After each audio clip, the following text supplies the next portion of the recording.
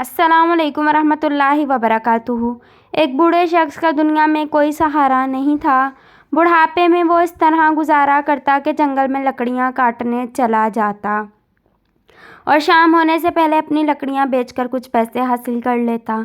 एक दिन उसकी तबीयत ठीक नहीं थी। वो इतनी कमज़ोरी महसूस कर रहा था कि उससे चला तक नहीं जा रहा था। गिरता पड़ता जंगल में जा पहुँचा। बड़ी मुश्किल से लकड़ियाँ काटी। उसके बाद थोड़ी देर सांस लिया। फिर जो लकड़ियों का गट्ठा उठाने की कोशिश की तो सर से पाँव तक कांपने लगा। बड़ी मुश्किल से गट्ठा उठाकर अभी सीने तक लाया ही था कि बाजू जवाब दे गए।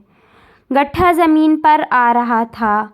थोड़ी देर फिर सांस लिया और दर्द की शिद्दत से हाँफते हुए आसमान की तरफ नज़रें उठाकर कहने लगा, ऐ मेरे मालिक, बुढ़ापे में किस तरह मैं ये मुशक्क़त करूं?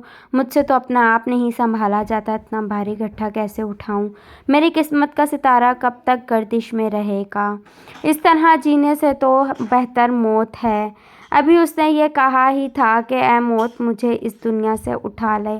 अब जन्नत में ही जाकर सुकून और इत्मीनान से रहूँगा। ये सुनते ही अचानक से एक मौत का फरिश्ता नमूदार हुआ और बोला, इस जंगल में मुझे किसने पुकारा है? मौत के फरिश्ते को देखते ही बूढ़े पर दहशत तारी हो गई। वो थर थर काँपने लगा। उसकी आवाज़ गले में फंस कर रह गई। बड़ी मुश्किल से वो रुक रुक कर बोला, मैंने तुम्हें इसलिए पुकारा है कि यहाँ इस जंगल में मुझे दूर दूर तक कोई नहीं दिखाई दिया। तुम एक मेहरबानी करो, बस ये लकड़ियों का गट्ठा उठा कर मेरे सर पर रख दो। नतीजा ये कि जन्नत की पुरआसाइश ज़िंदगी हर किसी को पसंद है, लेकिन उसके लिए मेहनत करना और मरना कोई भी पसंद